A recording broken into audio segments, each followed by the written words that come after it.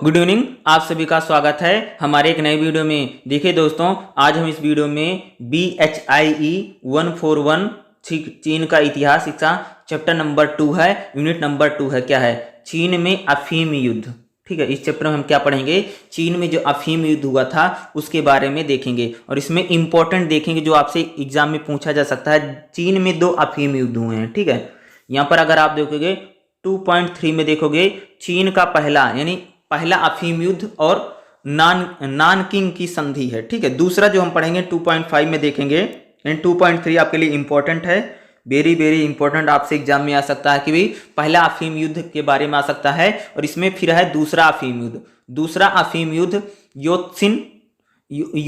योनसिन की संधि है। ठीक है, ये 2 इंपॉर्टेंट है। 2.3 और 2.5 आपके एग्जाम के पॉइंट ऑफ व्यू से इंपॉर्टेंट है, इसको करेंगे। इससे पहले मैंने आपको चैप्टर नंबर 1 का वीडियो बना दिया है। अगर आपने चैप्टर नंबर 1 का वीडियो नहीं देखा है तो आप जा करके उस वीडियो को जरूर देख लीजिएगा, क्योंकि आपके आने वाले एग्जाम के लिए वो बहुत ज़्यादा इंपॉर्टेंट है। तो उस वीडियो को जा करके आप जरूर देख लीजिएगा, क्योंकि वो आपके लिए इंपॉर्टेंट है। अगर आप उसको देख करके चले जाएंगे तो आपको एग्जाम में बहुत सारी हेल्प हो जाएगी, बहुत सारी आपकी मदद हो जाएगी। तो जा करके उस वीडियो को जरूर देख लीजिएगा। 2.3 और 2.5 को देखते हैं, जो है पहला अफीम युद्ध और दूसरा।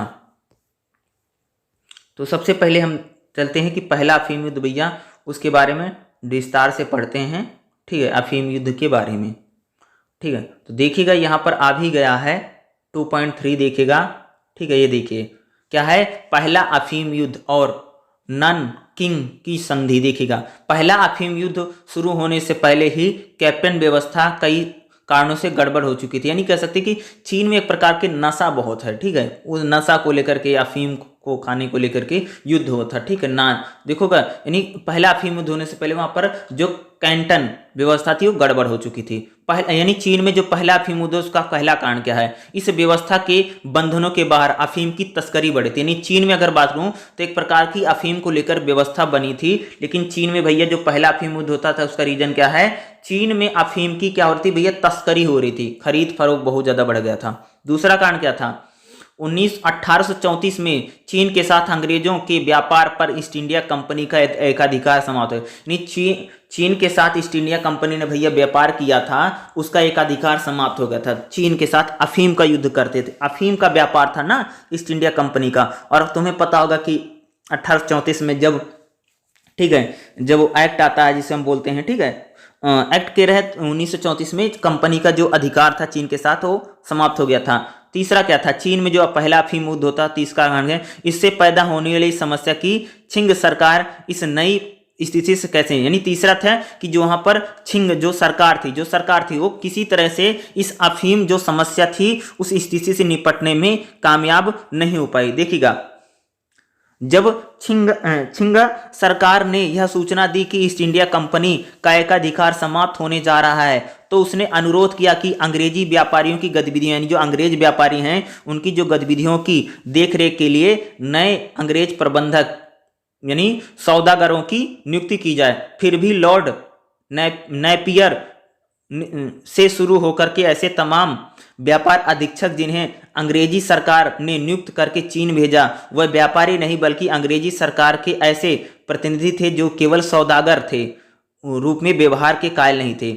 इस तरह 1834 से लेकर 1839 के दौर में अंग्रेजी जो अधिकारी थे, यानी छिंग अधिकारियों के बीच लगातार, यानी अंग्रेज जो उनसे चीन अफीम खरीदते थे और अंग्रेजी जो अधिकारी थे उनके बीच में भैया क्या था? हमेशा टकराव होता था, क्योंकि अंग्रेज अधिकारियों की यह मांग थी कि वह छिंग अधिकारियों के साथ सीधे और समानता के आधार पर संपर्क स्थापित करें। कुछ ने तो बहुत झगड़ालू ढंग से ऐसा किया, जैसा कि नेपियर ने कुछ शांतिपूर्ण ढंग से, जैसे कि वहां पर देखो, वैसे तो इस तनाव के कारण धीरे धीरे मनुष्य भाव की स्थिति नहीं बनी, फिर भी इसके अनेक परिणाम रहे। नहीं कह सकते कि जो चीन में, कह सकते भैया ईस्ट इंडिया कंपनी का जब एकाधिकार समाप्त हुआ, ठीक है, अफीम के व्यापार में, तो वहां पर जो अंग्रेजी अधिकारी जाते थे और वहां के जो राजा थे उनके जो अधिकारी होते थे उनमें बहुत सारा लड़ाई झगड़ा ये सारा होता था। यानी चीन में एक प्रकार की अफीम को लेकर के क्राइसिस शुरू हो गए थे, कम पड़ गया था और ईस्ट इंडिया कंपनी का एकाधिकार समाप्त हो गया था और वहां का जो राजा था वह अफीम व्यापार पर कंट्रोल नहीं कर पा रहा था, इस समस्या को समझ नहीं पा रहे थे। पहले इस कारण दोनों पक्षों में क्षोभ और संदेह बना। उन गर्मपंथियों की स्थिति मजबूत हुई जो एक दूसरे के खिलाफ कड़ी कार्रवाई की वकालत करते थे। ऐसे लोग छिंग अधिकारियों में भी थे और अंग्रेज व्यापारी में, यानी लोग इस कार्रवाई की कड़ी आलोचना करते थे, कड़ी वकालत करते थे। ठीक है। दूसरे अनेक मौके जब ब्रिटिश युद्धपोत चीनी जल सीमा भेजे गए, यानी अंग्रेजों के जो युद्धपोत थे लड़ाई करने के लिए चीन की जल सीमा यानी ठीक है पानी की सीमा भेजे गए, उन्होंने छिंग अधिकारियों के लड़ने की तैयारी और निगरानी की क्षमता की परख की। इस तरह मार्च 1939 में अफीम विरोधी नियमों का बलपूर्वक लागू करने के लिए कमिश्नर लिन ने कैंटन आने के समय तक वहां का वातावरण इतना उत्तेजनापूर्ण हो चुका था कि जितना कि एक लंबे अरसे से नहीं, यानी कह सकते कि चीन एक प्रकार से चीन में अफीम युद्ध होने के लिए पूरी तरीके से वहां पर उत्तेजना का माहौल बन चुका था। कमिश्नर लिन के आने पर लिन ने अफीम व्यापार में लगे अंग्रेजी व्यापारियों और उनके चीनी सहयोगियों के खिलाफ एक कार्रवाई का प्रयास किया है। उसने कैप्टन इलियट के नेतृत्व में विदेशी व्यापारियों को अंतिम चेतावनी दी कि उनके पास जितनी अफीम है उन्हें सौंप दें। इन्होंने बोला भाई अफीम दी कि विदेशी व्यापारियों को जितनी अफीम है उनको सौंप दें अंग्रेजों को, एक अनुबंध पत्र पर हस्ताक्षर करें और बाद में फिर कभी अफीम का व्यापार नहीं करेंगे। ठीक है। जब निश्चित समय तक अंग्रेजों ने कोई प्रतिक्रिया नहीं दी तो लिन ने आदेश दिया कि विदेशियों के लिए काम कर रहे सभी चीनियों को हटा दिया जाएगा। यानी वहां के राजा ने बोला कि भाई जो चीन के साथ जो ब्रिटेन के साथ यानी कैसे अंग्रेजों के साथ व्यापार करेंगे उनको हम हटा देंगे। यानी चीनी लोग कह रहे थे कि आप उनके साथ व्यापार मत करो और कैंटन में सक्रिय अंग्रेज अधिकारियों को घेर लिया गया। इस कदम से अंग्रेजों की हालत निराशाजनक हो गई। उन्हें अफीम की लगभग 20,000 पेटियां सौंपी। लिन ने आगे की कार्रवाई के तौर पर जब्त सुमदा की अफीम को सार्वजनिक तौर पर जलाने और उसकी राख को समुद्र में फेंकने का काम किया। फिर भी अफीम सौंप दिए जाने के बावजूद अनुबंध पत्र पर हस्ताक्षर करने जैसे दूसरे मुद्दों को लेकर के संघर्ष जारी रहा। इसका परिणाम हुआ कि वहां के मकाओ के अंग्रेज व्यापारियों पर दबाव बढ़ा और गतिरोध पैदा हुआ। 1840 के शुरू होने में प्रधानमंत्री पाम्स्टन के नेतृत्व वाली अंग्रेजी जो सरकार थी उसने इलियट के नेतृत्व में एक दल चीन में भेजा। यह सैन्य बल जून 1940 में चीनी जल सीमा में पहुंचा। वहां पर मनुष्य भाव और शत्रुता की शुरुआत हुई। यहाँ हमें बात ध्यान रखनी होगी कि अगर मैं चीन युद्ध का कारण अफीम ही दिखाई देता है, लेकिन इसके अलावा कुछ और भी कारण थे। नहीं सिर्फ अफीम के कारण ही युद्ध नहीं हुआ था भैया, बल्कि और भी कारण था, और भी रीजन था। उदाहरण के लिए आपराधिक अधिकार क्षेत्र को लेकर के हमेशा टकराव बना रहा, यानी चीन और अंग्रेजी अधिकारियों को लेकर के। किसी चीन के खिलाफ तो किसी अपराध के कारण पश्चिमी वासी पर कौन मुकदमा चलाए, कौन उसे सजा देगा? चीनी अधिकारियों और स्वयं के पश्चिम के लोग। अफीम युद्ध इस मायने में एक विचित्र युद्ध था कि इसमें दो विरोधी शक्तियां कभी लगातार एक दूसरे के साथ युद्ध, यानी चीन एक प्रकार का भैया विचित्र युद्ध था। इसमें कभी चीन और जो अंग्रेजी अधिकारी थे वो एक साथ कभी युद्ध नहीं लड़े।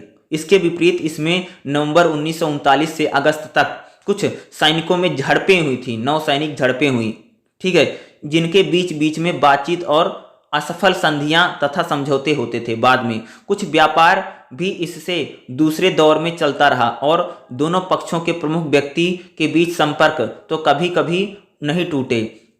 युद्ध छुटपुट होने तक पीछे तक एक कारण यह भी था, कैंटन के आसपास जो कार्रवाई का मुख्य स्थल था वहां तक संदेश और सामान पहुंचने में बहुत अधिक समय लगता। उदाहरण के लिए इंग्लैंड से चीन तक समुद्री यात्रा में महीनों लग जाते थे।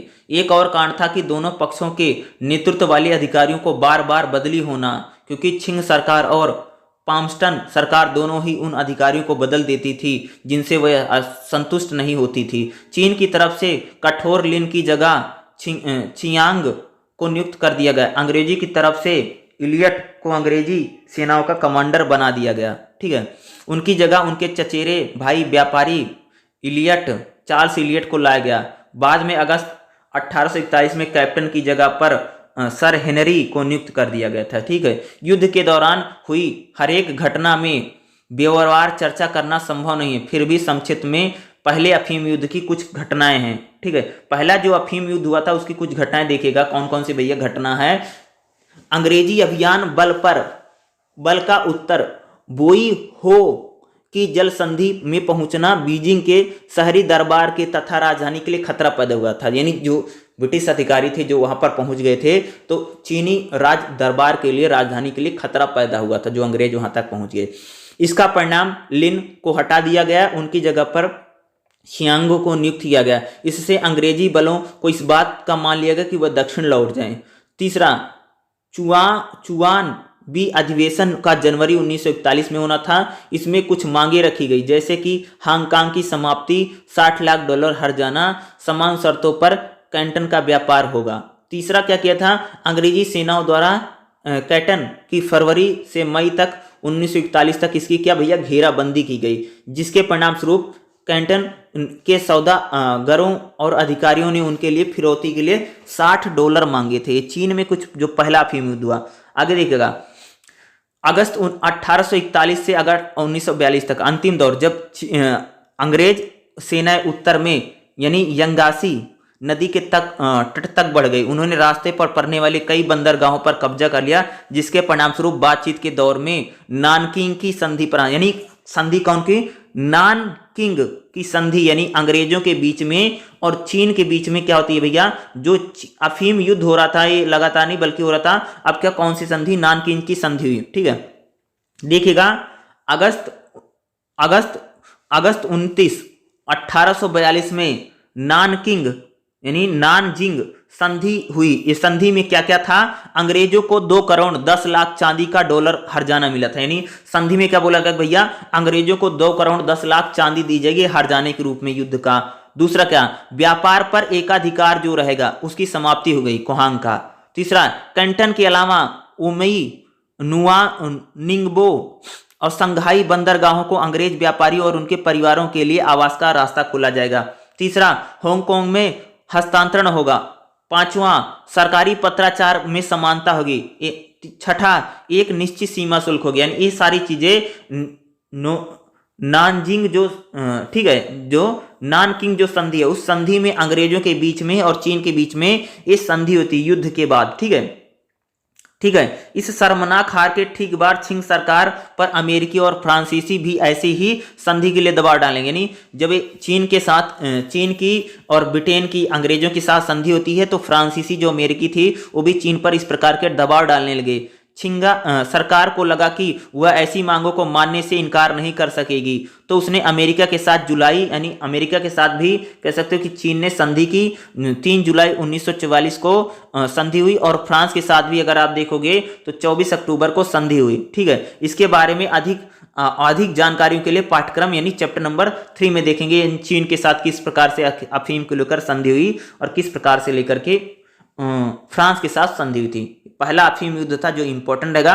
उसके बाद हमारा दूसरा अफीम युद्ध रहेगा। ठीक है, वो भी आपसे पूछा जा सकता भैया कि देख रहे हो अफीम को लेकर के लड़ रहे हैं, नशीली पदार्थों को लेकर के लड़ाई हो रही है इनके बीच में। ठीक है, नेक्स्ट देखिएगा हमारा 2.5 में कह रहा है दूसरा अफीम युद्ध। ठीक है, ये पढ़ेंगे योनसिन की संधि। ठीक है, यहां पर भी लड़ाई होती है अंग्रेजों में और चीन में अफीम को लेकर दूसरा अफीम युद्ध। देखिएगा, अंग्रेजों की दृष्टि में चीनियों और उनके बीच बहुत से विवादास्पद और टकराव वाले मुद्दे नानकिंग की संधि के बाद भी, यानी नानकिंग की जो संधि होती है उसके बाद भी कह सकते हैं कि अंग्रेज और चीनियों में यानी चीन में बहुत सारे ऐसे मुद्दे थे जो सुलझे नहीं थे, वो भी टकराव के थे।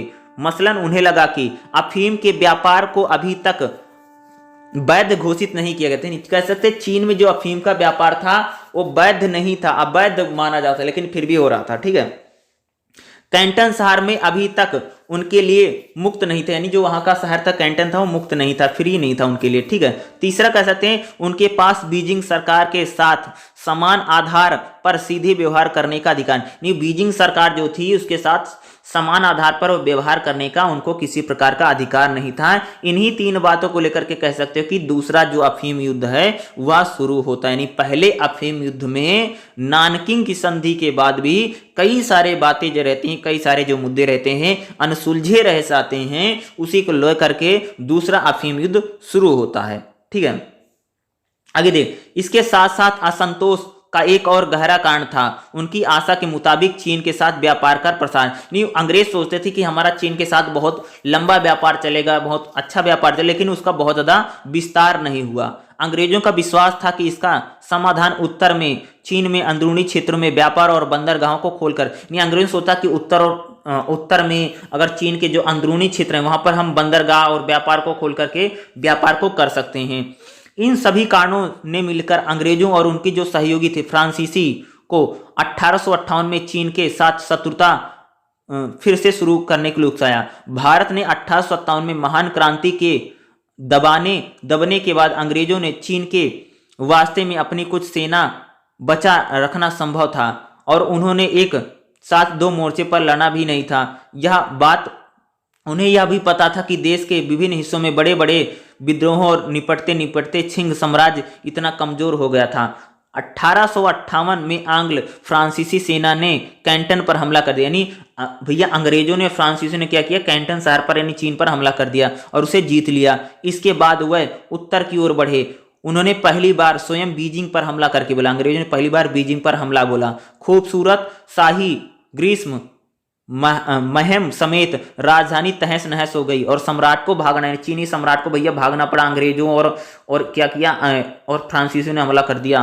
नतीजा ये हो कि छिंग सरकार को शर्मनाक और आत्मसमर्पण करना पड़ा और योत्सिन की संधि पर हस्ताक्षर, यानी आगे चलकर क्या चीन में किसकी संधि हुई, योनसिन की संधि हुई। ठीक है, इस संधि से पश्चिमी ताकतों को अनेक लाभ, यानी पश्चिम की ताकतें थी उनमें बहुत ज्यादा उनको लाभ मिला। 11 और बंदरगाह खुल गए और पश्चिमी जगहों को अंदरूनी जलमार्ग, पश्चिम जो जगहें थी जो अंदरूनी जलमार्ग थे, पश्चिम में जो जहाजों के अंदरूनी जलमार्गों पर आने जाने की आज़ादी मिल गई। देश के अंदर ही विपरीत होने वाली सामान पर पश्चिमी व्यापारी जो थे लिंकिंग कर को छूट मिली। लिंकिंग कर जो, ठीक है, लिंकिंग जो कर यानी जो लगता था, जो यानी शराब दारू पर कह सकते हैं मादक पदार्थों या धूम्रपान, या कह सकते हैं जो नशीले पदार्थों पर लगता था उस कर में छूट मिल गई अंग्रेजों को। पश्चिमी लोगों को देश में कहीं पर भी बसने और जमीन लेने का दिया। अंग्रेजों को कहीं पर भी, पश्चिम के लोग, यूरोप के लोग चीन में कहीं पर भी क्या भैया जमीन खरीद सकते थे, कहीं पर बस सकते थे। एक प्रकार से उनको जो संधि हो गई थी। उन्होंने बीजिंग में भी राजनयिक मिशन खोलने की अनुमति मिल गई, यानी वहां पर एम्बेसी खोल सकते थे अंग्रेज।